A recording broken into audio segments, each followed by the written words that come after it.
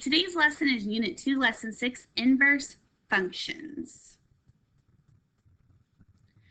The idea of inverses or opposites is very important in mathematics. So important, in fact, that the word is used in different contexts, including the additive and multiplicative inverses of a number. The actions of certain functions can be reversed as well. The rules governing the reversal of themselves can be functions. It is important that you realize inverses and opposites. They're synonyms, it's meaning the same thing. Okay, so the exercise 1 says consider the two linear functions given by the formulas f of x equals 3x plus 7 divided by 2 and g of x equals 2x minus 7 divided by 3. So A says calculate f of 5 and g of 11. This should look familiar because all this is telling us to do is plug 5 in for the x in the f of x function and 11 in for x of the g of x function. So I have f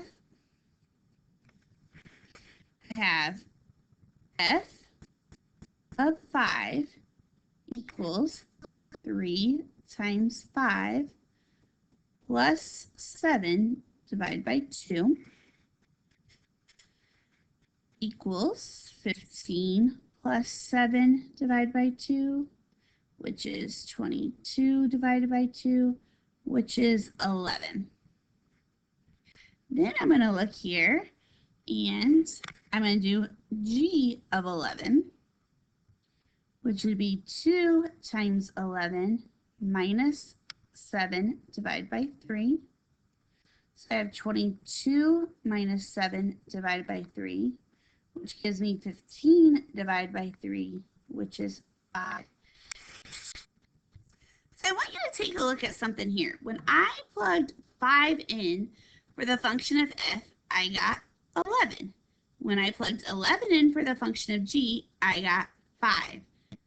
So when I plugged it in for the opposite function, I got that answer. So let's just go back, keep going, and seeing if this continues to be true. So I have B says calculate f of 0 and g of 7 times. The first thing is f of 0,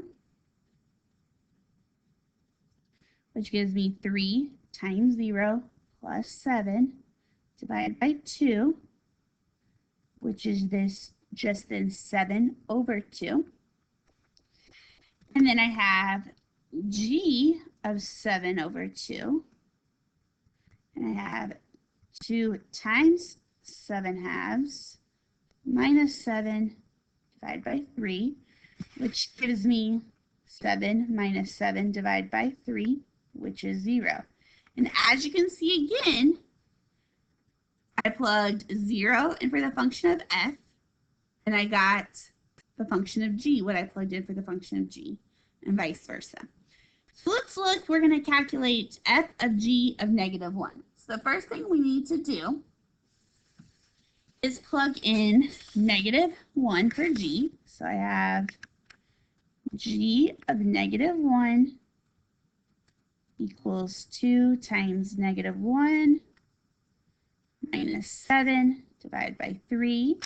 That gives me negative 9 divided by 3, which gives me negative 3.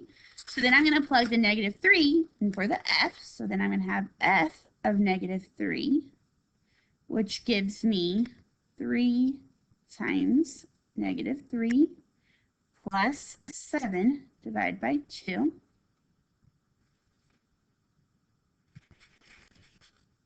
Which is negative 9 plus 7 divided by 2. And negative 2, I'll come down here, negative 2 divided by 2 gives me negative 1. Now I want you to look here, right here, I found that the f of g of negative 1 is going to actually give me negative 1. So I want you to go ahead and pause this video and try to do D and see what you find. So after you found this, you should have seen that g of 5 equals 2 times 5 minus 7, all divided by 3, which gave you 3 divided by 3, which is 1. Then you plug 1 into the function of f. So f of 1 is 3 times 1 plus 7 divided by 2, which would give you 5. As you can see, my final answer is what was plugged in, was the input for G. So what, we're not going to do C, so you can go ahead and cross C out. So what this is basically telling us is F, in this situation right here, F is undoing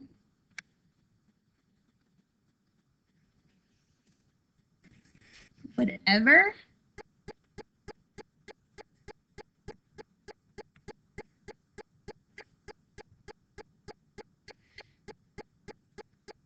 is being done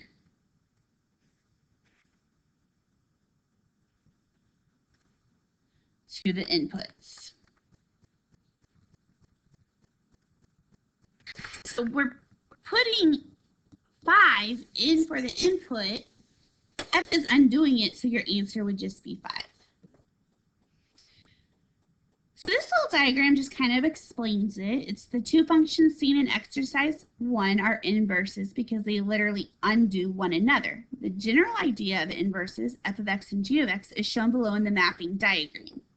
So you start out, you have the domain of f right here. You start out with an element of a. You put it into the function of f, so you put it into this function. You get b. So this would be your input. Then you get b. So that is your b is your output.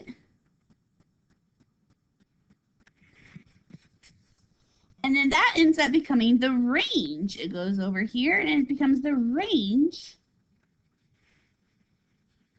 of b is the output, which is the range of the function of f. So then the b here goes through and gets put in to g. So this becomes the input for g. So now what was the range of f is now the domain of g. And that transfers over, so then a becomes the output. And what the original domain of the function f is now the range of the function g. So it's a little bit of a diagram to help explain things. Basically, whatever you just need to know, whatever f does, y undoes. Or whatever your input does, your output does. So when we're looking at exercise 2, it says if the point -3, 5 lies on the graph of y equals f of x, then which of the following points must lie on the graph of its inverse? So if we look at this, my input is -3. So I'm going to have, if I go with the diagram I was using, -3. It's going to go into f of x. Then I'm going to get out, because my output is 5. So if I put back in my output into my new input for g of x, it's going to go back into -3. So more or less what you're saying is you are just flipping your x and your y's. So whatever your x is, it becomes your new y. Whatever your y is, it becomes your new x. So for example, if I have a, b is my f of x, then going to my g of x, my new point would be b, a. So if I have -3, 5 for the f of x, the point on g of x, or the inverse function, is going to be 5, -3. Inverse function notation. If a function y equals f of x has an inverse that is also a function, we represent it as y equals f to the -1 x. So the linear function f of x equals 2/3 x minus 2 is shown graphed below. Use its graph to answer the following questions. So what I'm going to look at is evaluate f of -1 of 2 and f to the -1 power of -4, which really this is just saying evaluate the inverse of function f of 2 and the inverse of function f of -4. So from there, I am actually looking, because it's the inverse, and typically you look for the input or the x value when you have something like this. We're actually looking for the output for the y value for both of those. So I am going to go here, and I'm going to go for my y is 2. Y is 2.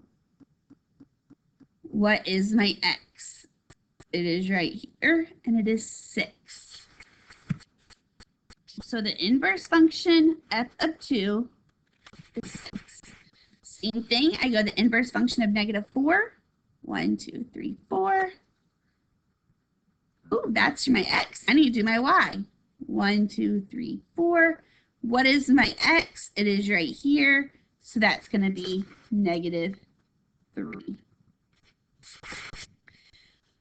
B says determine the y-intercept of the inverse function of x. So basically, the y-intercept of f of x would be 0, a number, right? That's the y-intercept. So the y-intercept of the inverse of x is going to be a number 0.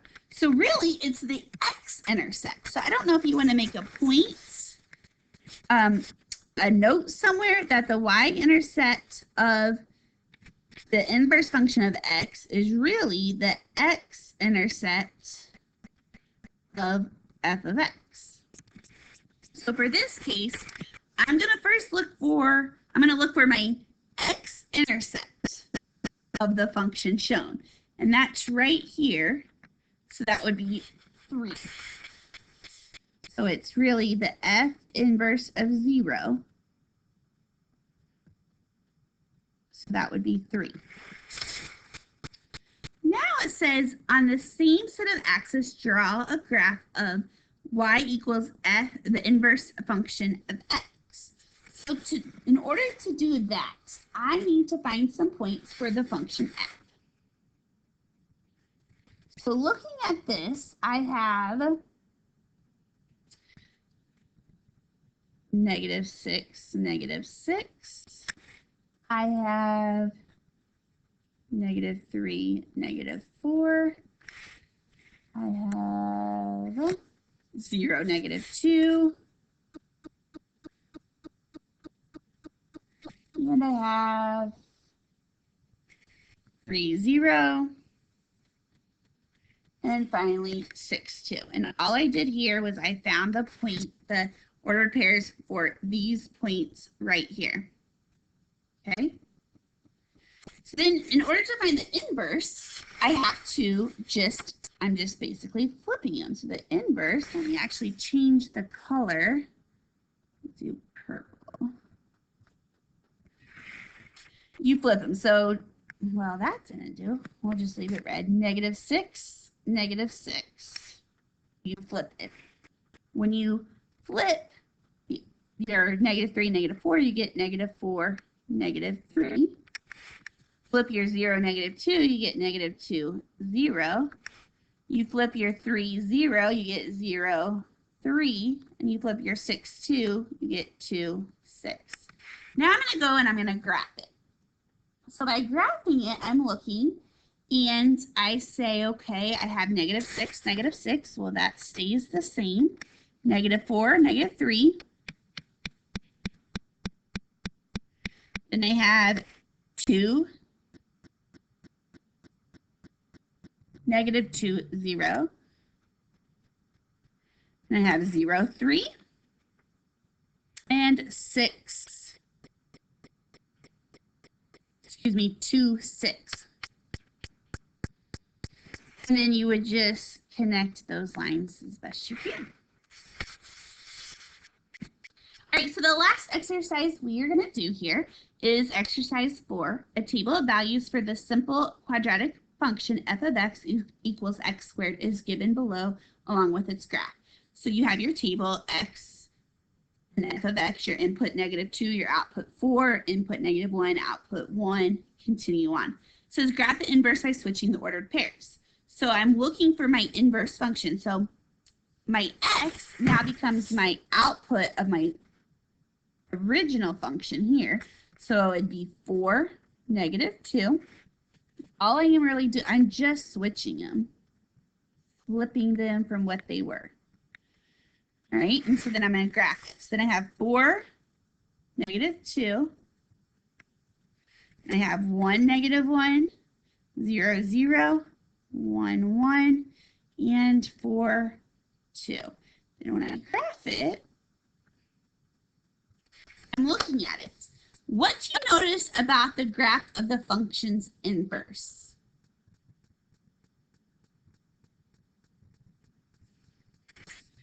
Well, it's not a function. It does not pass the vertical line test. Therefore, it is not a function. So you would say that the inverse function of f of x is not a function. So really, you should not be using f of x. You should really be using y equals.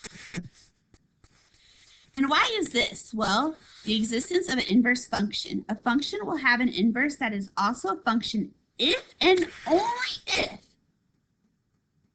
it is 1 to 1. Hence, a quick way to know if a function has an inverse that is also a function is to apply the horizontal line test.